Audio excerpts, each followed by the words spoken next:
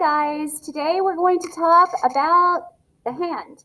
So there are 3 regions of the skeleton that form the hand. You have the 8 short bones of the wrist called carpals, 5 long bones of the palm called metacarpals, and then the rest are phalanges, long bones that form the fingers. These carpals consist in 2 rows. And notice that the proximal row is kind of U-shaped right there to match in line with the distal radius and ulna. Okay, and so we can do motions like this, right? This deviation, this flexion extension.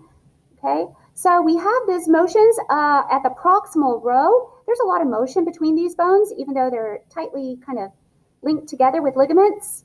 Let's learn their names. So we have starting with, okay, think about where you are. Correct anatomical position, right? So this is lateral, this is medial, this is proximal, this is distal. So I look at my right hand and I go to the pisiform, that rounded pea-like pebble bone right there. Pisiform is the first bone of the proximal row starting medial. I'm going to read them medially to lateral. Okay, so I have the pisiform. It's sitting on top of the triquetrum.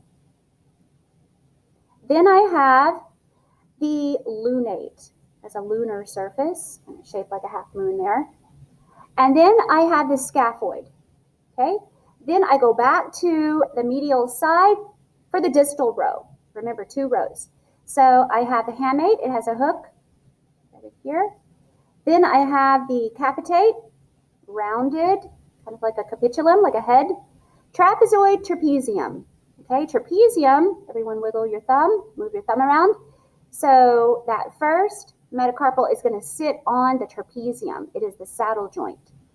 Okay, so I have a hand that has been labeled through the years as a cheat sheet. So we're going to start at that proximal row again, reading medial to lateral. Okay, so starting at the pisiform.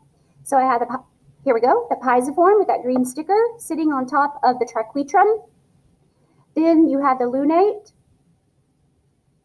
Then you have the scaphoid in line with the thumb. Okay, that's going to be the lateral side.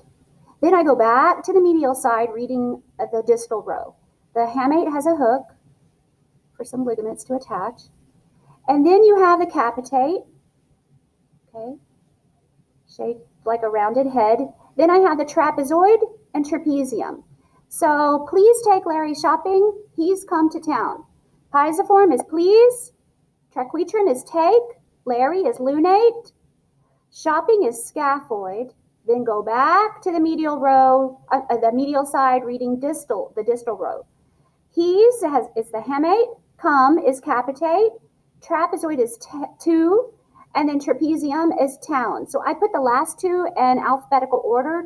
Trapezoid ends with a D, and then trapezium ends with an M.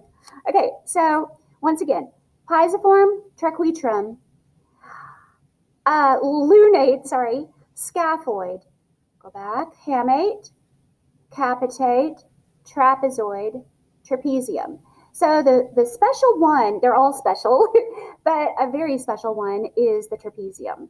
So at the base of your first metacarpal, your thumb, think about all the things we do with our thumb. So that is a saddle joint. We'll talk about its structure and its motion later on. Okay, so that's the first metacarpal, your thumb, right? The bone in the palm. Okay, so we read these with Roman numerals, reading lateral to medial, starting with the thumb, the big one. So Roman numeral 1, that's the first metacarpal, 2nd, 3rd, 4th, 5th. And then the phalanges the same. Notice on your thumb you only have 2 bones right there that form the phalanges. So I have a proximal and a distal. Let me get one who has all his fingers. Okay, so I have a proximal and distal phalange of the first digit. I have the proximal middle distal phalange of the second digit. I have the proximal middle distal of the third digit, your middle finger. Okay, then I have the proximal middle distal of your ring finger. Then I have the proximal middle distal phalange of your pinky. Okay, and that is your hand.